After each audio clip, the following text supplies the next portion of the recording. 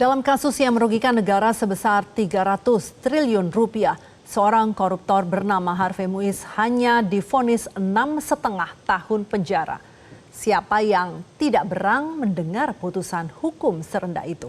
Mantan Menko Polhukam Mahfud MD bahkan menyebut putusan Harvey dan terdakwa lain kasus pengelolaan timah menusuk rasa keadilan. Dan kini sudah bersama kami pakar hukum tata negara sekaligus Menko Polhukam periode 2019-2024, Prof. Mahfud MD. Selamat sore, Prof. Mahfud. Sore, Virgi.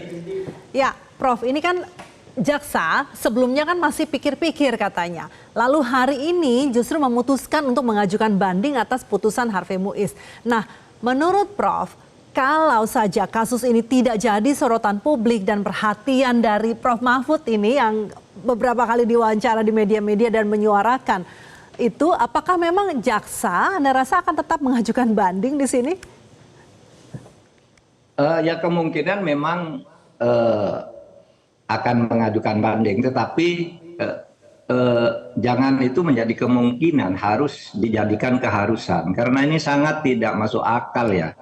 Tadi sudah disebut 300 triliun yang dituntut hanya 250 M oleh jaksa sendiri. Kan berarti 1/1350. Ya. 1/1350 dari kerugian negara. Kan tidak masuk akal. Lalu tuntutannya cuma 12 tahun. Coba Anda bandingkan ini. Beni Cokro itu merugikan keuangan negara 22 triliun dan 16 triliun itu dihukum seumur hidup. Seumur hidup, ya. Anda bayangkan, betul. Yang uang dikembalikan 5,7 triliun. Henry Surya, ini kasus koperasi nih, orang mirip antar masyarakat, dihukum 18 tahun penjara dengan ganti rugi 15 M, karena ini tidak merugikan keuangan negara. Ya, ini koperasi, pengelolaan koperasi dan hartanya udah disita juga oleh polisi sebelum itu. Budi Said hari ini yang kita dengar hanya merugikan keuangan negara 1,1 triliun, 15 tahun kenanya, dan mengembalikan uang 35,5 M. Ini jauh sekali. Yang Harvey ini lalu masyarakat ingat pada peristiwa ini ada permainan antar mafia gitu ya, sehingga terjadi gini. Kalau ingat ceritanya itu kan ini cerita yang dikemukakan di sebuah televisi oleh Pak Ansat Mba itu, perwira tinggi Polri, mantan kepala BNPT. Gitu katanya ini kan hanya permainan karena terjadi pergantian penguasa mafia. Begitu terjadi pergantian penguasa mafianya itu di sana harus diganti oleh kliknya penguasa baru. Oleh sebab itu Kejaksaan Agung di situ diteror, ada drone, kemudian itu penasihat Kejaksaan Agung sendiri, polisi membantah dan sebagainya. Mungkin lalu terjadi saling sandera, hakimnya juga tidak begitu punya integritas, maaf. Sementara ini ya saya anggap tidak begitu punya integritas, karena pada hari yang sama terjadi hal yang luar biasa nih antara Budi Said yang sekarang dengan yang kemarin. Dan oleh sebab itu untuk naik banding itu menurut saya satu kewajiban agar ada rasa keadilan, karena pernah ada kasus dibebaskan oleh pengadilan negeri yang namanya Henry Surya itu, kita protes rame-rame dan kita kasasi di samping menyiapkan pemindahan tindak pidana yang lain untuk yang bersangkutan. Lalu apa putusannya? Ya akhirnya dihukum 18 tahun dari bebas gitu. Jadi sangat mungkin kita berharap gitu ya untuk Prof. Ya, baik Prof, tapi sebelum tadi kita coba lihat jaksa harus mengajukan banding atau tidak. Nah, kalau kita lihat di sini, kita cermati pasal yang didakwakan kepada Harvey Muiz, yaitu pasal 2 ayat 1 dan juga ada pasal 3 Undang-Undang Tipikor ya, yang ancamannya sebenarnya hukumannya maksimal 20 tahun penjara. Nah, di sini saja jaksa itu kan hanya menuntut Harvey 12 tahun justru ya, Prof ya. Bukan tuntutan yang mendekati hukuman maksimal. Nah, ini sudah jelas-jelas kerugian negaranya 300 triliun rupiah dan kasus tambang juga gitu loh, Prof. Iya, makanya timbul pertanyaan, jangan-jangan kejaksaan ini di dalam tekanan. Kemudian juga mungkin ada cincai. Ini biasa ya analisis di luar. Kita tidak menuduh. Kan selama ini itu selalu dibantah, tetapi sesudah terbukti hakimnya ditangkap, jaksanya juga ditangkap dan sebagainya, kan begitu tidak jarang terjadi gitu ya. Oleh sebab itu ini harus kita berkaca pada pengalaman masa lalu. Bisa aja kok nanti di pengadilan tinggi naik lagi, bisa dikuatkan sampai ke PK. Tapi memang ini menusuk rasa keadilan, ya. Dan yang dirusak lagi alam ya, sumber daya alam kita, kekayaan alam kita, gitu. Jadi gitu aja kalau saya betul itu sudah naik banding.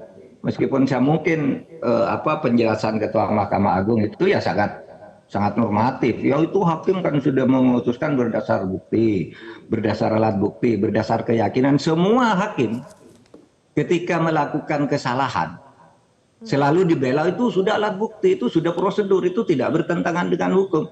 Tapi yang di Surabaya kan juga begitu tuh, 3 hakim. Begitu rakyat ribut soal kasus Tanur itu, semua orang berteriak, lalu dibela begitu, itu sudah berdasar bukti, itu standar. Sangat normatif, tidak substantif sama sekali. Karena banyak atas nama keyakinan, atas nama prosedur di persidangan, hakim yakin begini lalu divonis. Ternyata nerima suap kan? Iya. Gitu. Nah ini seharusnya kalau Ketua Mahkamah Agung itu bilangnya ya nanti kita ini kan masih ada tingkat-tingkat pemeriksaan lagi. Kalau terlalu normatif itu kuncinya mati, ndak ada lagi yang bisa membantah bahwa secara normatif seperti itu. Tapi selama ini kita memang ndak berpedoman pada normatif yang seperti itu, pada substansinya yang kita gali. Prof, kalau kita bicara mengenai kerugian negara yang lebih di sini dari 300 triliun rupiah. Apakah di sini Prof Mahfud melihat dalam kasus ini hakim sebenarnya tidak mengacu kepada besarnya justru dari kerugian negara ini sehingga memutuskan hukuman itu hanya 6,5 tahun dan membayar kerugian tadi seperti yang Prof katakan 0,07% saja dari jumlah uang yang diambil. 0,007%, bukan 0,07%, nolnya 2, jadi kecil lagi dari itu. Lebih kecil lagi. 1.350 gitu. Ya menurut saya hakim juga perlu dipertanyakan, gimana sih kok menghitungnya begitu? Sementara sidangnya serius menghitung, Jaksa Agung tuh konferensi resmi loh, Pak Febri itu, Pak Febri. Yang Jampitsus, dia bilang ini bukan kerugian perekonomian tapi kerugian keuangan negara. Kalau uang itu artinya ada uangnya yang seharusnya masuk ke negara diambil dia. Kalau perekonomian mungkin ini karena tidak digarap seharusnya ada kata seharusnya. Kalau perekonomian karena alam kalau dikelola begini, rusak lingkungan alam ruginya begini, itu perekonomian. Tetapi kalau ini kerugian keuangan udah jelas. Jadi 371 jadi 300 yang didakwakan triliun lalu hanya divonis sebegitu katanya. Itu sama sekali tidak masuk akal. Saya berharap pengadilan tinggi, saya melihat ya pengadilan tinggi dan Mahkamah Agung belakangan ini cukup lumayan menaikkan, memperkuat yang sudah logis di tengah masyarakat itu. Saya kira kita berharap agar terjadi peningkatan kualitas dari integritas hakim gitu ya, peningkatan integritas hakim supaya dipacu, jangan dibela dengan hal-hal yang normatif yang ya rakyat sudah tahu bahwa itu prosedurnya sudah begitu, alat buktinya begitu, hakim kalau yakin ya harus diikuti kan. Ya kalau begitu sih selesai masalahnya, orang nggak boleh protes lagi. Padahal nyatanya juga hakimnya salah ketika kasus Tanur itu dibela seperti itu persis. Buktinya begitu, itu hakim kan sudah yakin. Persidangannya udah terbuka, ternyata ketangkap karena suap. Dan itu masih menjalar lagi ke atas. Ke Sarov, ke mungkin Hakim Agung gitu, dan seterusnya. Mari kita kita supaya ini. Ya, kita tunggu dah. Prof, tapi ini sebagai orang awam saja ya Prof ya. Mungkin tidak sih kalau vonis sebenarnya terhadap Harvey Muiz ini memang akibat dari kurang sempurnanya justru di awal nih dari jaksa dalam menyusun dakwaan dan kemudian menyajikan pembuktian tersebut di pengadilan sehingga hakim akhirnya yang memutuskan seperti itu. Itu bisa seperti itu tidak, Prof? Ya bisa saja buru-buru, bisa saja tekanan politik, bisa saja ada deal gitu. Deal kan tidak harus main uang. Deal itu mungkin untuk keseimbangan apa gitu ya, hubungan itu bisa saja. Karena saya mantan Menko Polhukam tahu hal-hal yang begitu dan sering melihat gitu, sering mendapat informasi yang A1 gitu.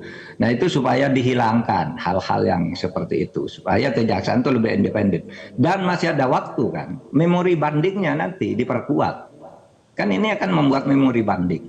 Ya, ini yang paling mengecewakan dari Kejaksaan Agung. Akhir-akhir ini sebenarnya sudah agak bagus tuh Kejaksaan Agung.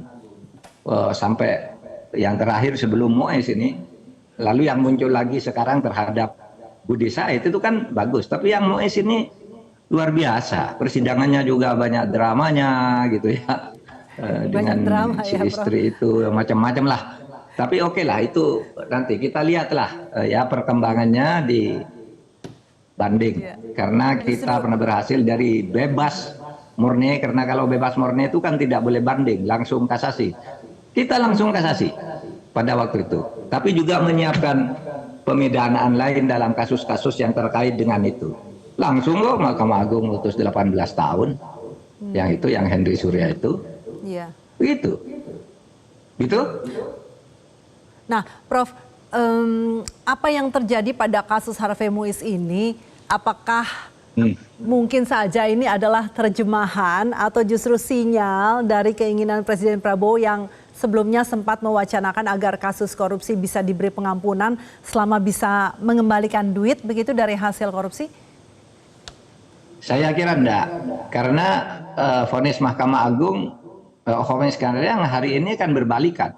Saya kira kalau soal denda damai dalam korupsi, pengampunan kepada koruptor, saya melihat secara kejiwaan Kejaksaan Agung tidak belum lah menyatakan di dalam undang-undang tidak boleh tuh, di dalam undang-undang tidak boleh menggunakan denda damai. Sudah dikatakan sendiri kan oleh Kejaksaan Agung.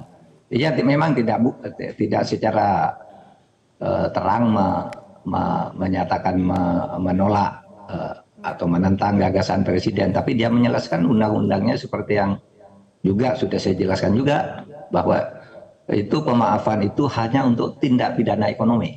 Tindak pidana ekonomi itu bukan tindak pidana korupsi. Ya. Disebut secara stipulatif itu pajak, ya, bea cukai, kepabeanan. Itu tindak pidana ekonomi. Sehingga kalau Anda ketangkap gitu loh, Anda kok seharusnya bayar 50 miliar kok hanya bayar 45. Ini hitungnya 45. Anda berarti melakukan tindak pidana ekonomi, penggelapan atau pemalsuan atau penipuan atau apa gitu, pencurian. Nah, oleh sebab itu kemudian Anda selisih 5 miliar, yuk tawar-menawar. Gitu bisa itu. Kamu selisih 5 miliar karena kamu ini sudah melanggar, gimana? Kamu saya bebaskan, tidak usah dipidanakan, tapi bayar 25 miliar, 5 kali lipat. Lalu kalau iya, minta izin dulu ke Jaksa Agung, itu tindak pidana ekonomi. Nah sekarang wewenang Jaksa Agung itu ditambah yaitu bukan hanya menunggu permintaan dari Menteri Keuangan untuk denda damai itu, tapi Jaksa Agung sekarang bisa melakukannya sendiri, tetapi tetap di dalam tindak pidana ekonomi, bukan tindak pidana korupsi. Kasus korupsi ya, berbeda di sini. Iya. Baik, berbeda. Baik, Prof. Mahfud MD, terima kasih sudah berbincang bersama kami dan kita sama-sama kawal terus ya, Prof ya, kasus-kasus hukum yang betul-betul tidak memenuhi rasa keadilan masyarakat di sini ya, Prof. Selamat sore, Betul, Prof. Sore. Terima kasih. Jelajahi cara baru mendapatkan informasi. Download Metro TV Extend sekarang.